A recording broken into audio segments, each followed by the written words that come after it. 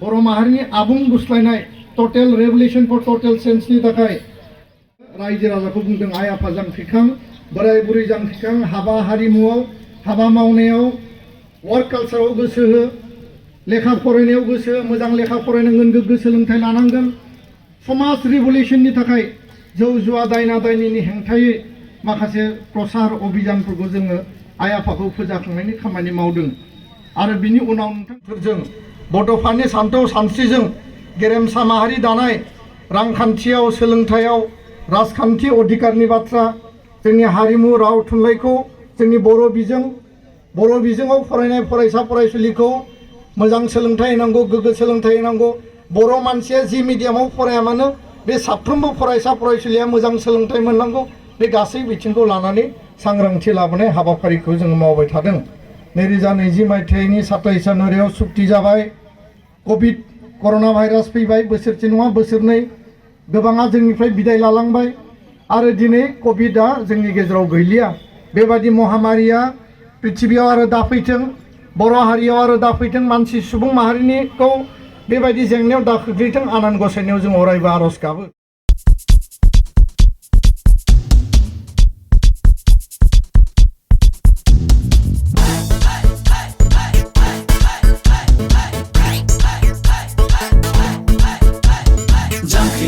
जांख्रिखां बोराय बुरै जांख्रिखां ओंखारबो फरायसा फरायसुलि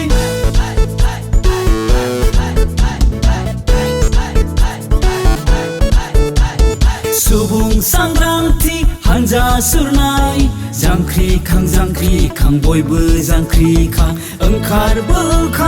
बयबो ओंखारबो बियो गासै बर' हारिनि थाखाय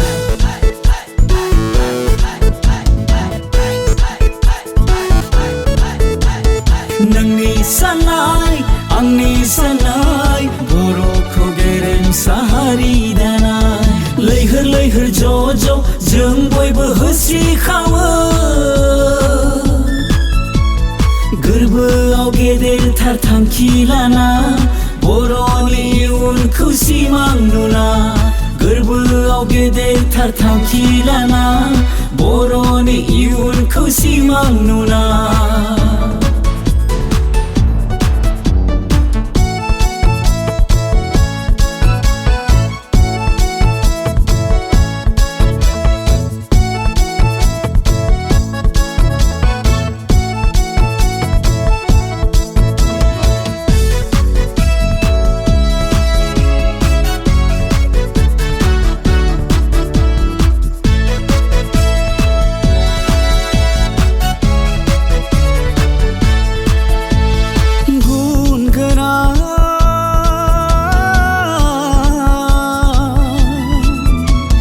सोलोंथाइजों लानानै गावखौ दानो नाजानाया सुबुं धोन जानायनि दोंसे लामा गावखौ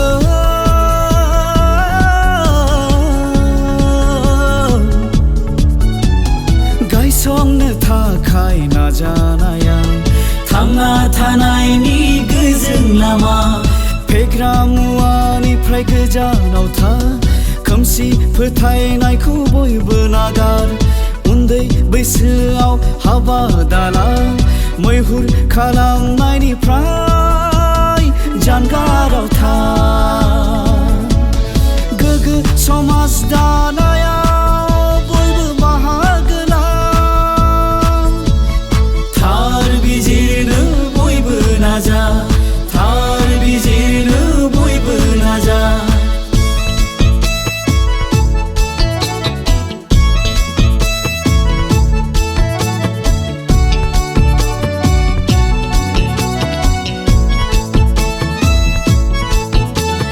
जौ जुवानिफ्राय गोजानाव था मानसि लांखारनायखौ बयबो होबथा फेग्रा मुवानिफ्राय गोजानाव था उन्दै बैसोआव हाबा दाला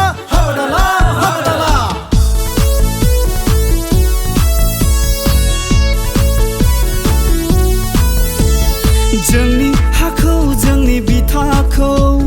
जों खौसेयैनो रैखाथि रैखाथि होनांगोन होथारनांगोन गोजोन हास्थायसुला हारिजों बयबो अनलायनानै गोजोनखौ लाबोथारनांगोन मुं सुलायनायखौ नागारोब्ला फेर फाथिनायनिफ्राय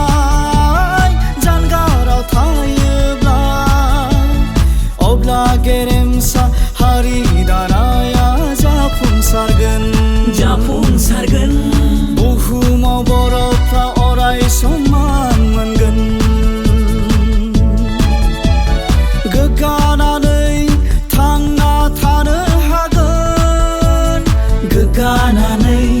थांनानै थानो हागोन सुबुं सांग्रांथि हानजा सुरनाय जांख्रिखां बयबो जांख्रिखां ओंखारबो बयबो ओंखारबो बियो गासै बर' हारिनि थाखाय हा हुखौ रैखाथि हो सेफ लेन सेफ ट्राइबेल एबसु लं लेफ गोजोन गायसननायाव बयबो बाहागो ला जय बर' हारिनि जय बर' हारिनि जय बर' हारिनि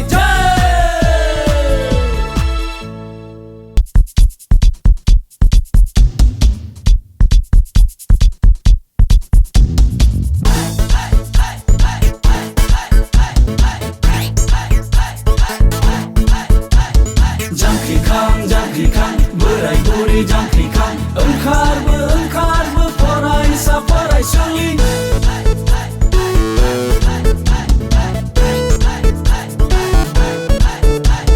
सुबुं सांग्रांथि हानजा सुरनाय जांख्रिखां बयबो जांख्रिखां ओंखारबो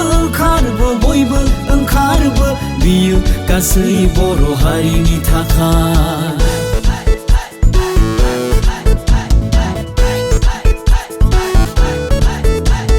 नोंनि साननाय आंनि साननाय बर'खौ गेरेमसा हारि दानाय लैहोर ज' जों बयबो होस्रिखावो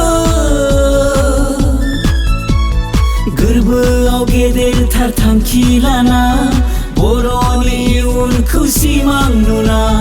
गोरबोआव गेदेरथार थांखि लाना बर'नि इयुनखौ सिमां नुना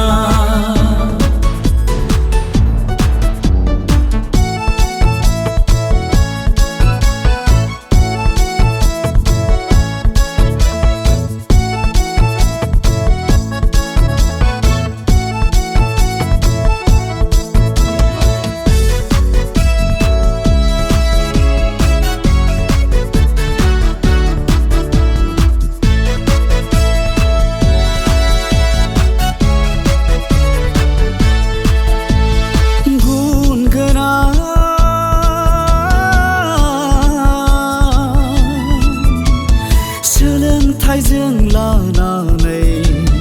गावखौ दानो नाजानाया सुबुं धोन जानायनि दोंसे लामा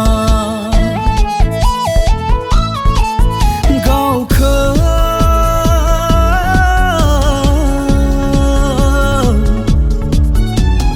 गायसननो थाखाय नाजानाया थांना थानायनि गोजोन लामा फेग्रा मुवानिफ्राय गोजानाव था खोमसि फोथायनायखौ बयबो नागार उन्दै बैसोआव हाबा दाला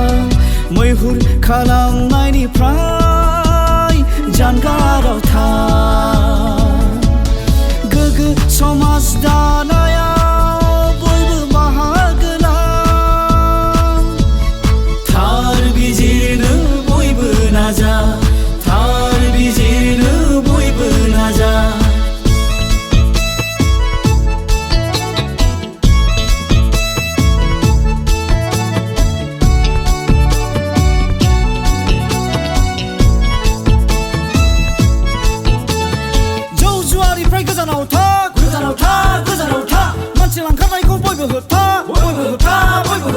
फेग्रा मुवानिफ्राय गोजानाव था उन्दै बैसोआव हाबा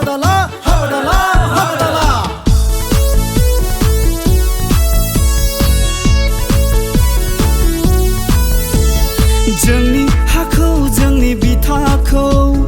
जों खौसेयैनो रैखाथि होनांगोन होथारनांगोन गोजोन हास्थायसुला हारि